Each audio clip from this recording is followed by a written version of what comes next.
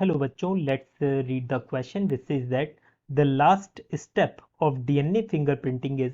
हमें last step बतानी है डीएनए फिंगरप्रिंटिंग में।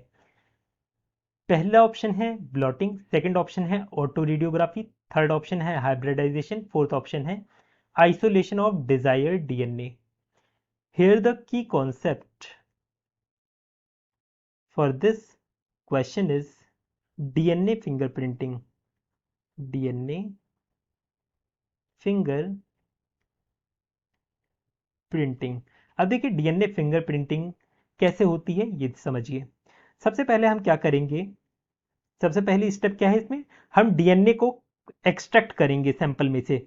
जैसे आप लोगों को क्रिमिनल का आइडेंटिफिकेशन करना है तो आप लोग सस्पेक्ट से क्या करोगे, ब्लड सैंपल ले लोगे या फिर कोई भी एक स्पेसिमेन ले लोगे।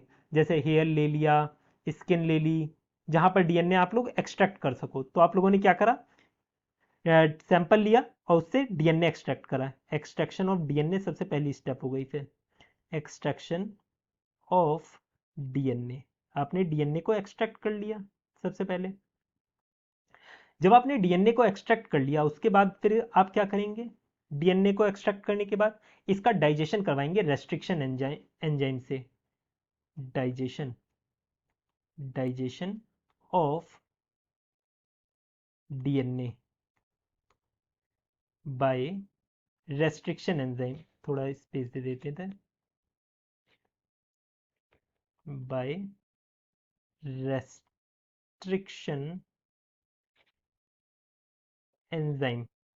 जब डीएनए को रेस्ट्रिक्शन एंजाइम से डाइजेस्ट करवाओगे तो क्या होगा, उसके छोटे छोटे सेगमेंट हो जाएंगे। जैसे मान लीजिए ये डीएनए है, जब आपने इसे रेस्ट्रिक्शन एंजाइम से कट करवाया तो इस तरीके से इसका यहाँ यहाँ फ्रेगमेंट कट गए, यहाँ कट गया, इस तरीके से इसके छोटे छोटे फ्रेगमेंट्स हो जाएंगे। जब ये इसके स्मॉल स्मॉल स्पेसिफिक पीसेस हो जाएंगे तो फिर इसके बाद थर्ड स्टेप क्या आती है, थर्ड स्टेप आती है इसकी इलेक्ट्रोफोरेसिस की, जिसमें हम ये सेगमेंट को अलग कर लेंगे। जो फ्रेगमेंट हुए हैं अलग अलग हो जाएंगे, इलेक्ट्रोफोरेसिस कर लेंगे। इलेक्ट्रोफोरेसिस जब कंप्लीट हो जाएगा फिर उसके बाद हम क्या करेंगे, इसको डीनेचर करवाएंगे। डीनेचर मतलब ये जो डबल फ्रेगमेंट है ना, इन्हें अलग अलग कर लेंगे ताकि ये सिंगल सिंगल फ्रेगमेंट्स में कन्वर्ट हो जाए। उसे हम बोलते हैं डीनेचुरेशन। डीनेचर करेंगे इसे, डी नेचर कर लेंगे। जब डीनेचर हो जाएगा फिर इसके बाद आती है स्टेप सदर्न ब्लॉटिंग की,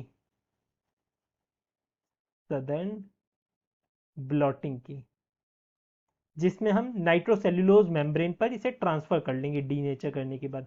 और डीनेचर आप कैसे भी कर सकते हो, जैसे कि जनरली जो लैब में यूज करा जाता है वो यूज करा जाता है NaOH का यूज करा जाता है।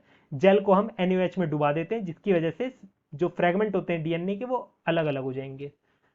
सदर्न ब्लॉटिंग करने के बाद हम क्या करते हैं, इसका हाइब्रिडाइजेशन करते हैं। ये सिक्स्थ स्टेप आती है हाइब्रिडाइजेशन की, हाइब्रिडाइजेशन, जिसमें हम रेडियो एक्टिव प्रोब या फिर कोई फ्लोरेसेंट टैग्ड प्रोब यूज करते हैं और उसे अलाउ करते हैं भाई कहीं भी बाइंड कर जाए। अब जो भी उसके कॉम्प्लीमेंट्री होगा उस सेगमेंट पे वो बाइंड कर जाएगा। फिर जब वो बाइंड कर जाएगा फ्रेगमेंट तो हम फिर क्या करेंगे, जैसे हमने रेडियो एक्टिव प्रोब यूज करा था तो उसे विजुअलाइज करने के लिए हम क्या करेंगे, ऑटो रेडियोग्राफी करेंगे इसकी, ऑटो रेडियोग्राफी करेंगे। ये हमारी लास्ट स्टेप आएगी 7।